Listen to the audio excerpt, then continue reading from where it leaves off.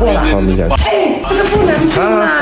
来，你给我过来。什么东西？这个东西不可以冰，你不知道吗？我不知道。我已经跟你解释，黄瓜呢跟番茄、茄子是一样道理。这3种食物呢，只要低于10度，它就会变质变软，而且会不好吃。香蕉、芒果、火龙果、榴莲这些热带水果呢，它会加速变质，所以这个不可以冰。哦，这个也不能冰啊。地瓜、马铃薯也是，把它冰到冰箱，它会把淀粉转换成糖，容易发芽，还会影响它的口感。这个只要保持干燥，放在阴凉处就可以了。发芽还可以吃吗？当然不可以吃啊，这很严肃的问题哦。大蒜它要保持干燥，它才会放得久，放进冰箱它长时就会发霉，你知道吗？拿去放。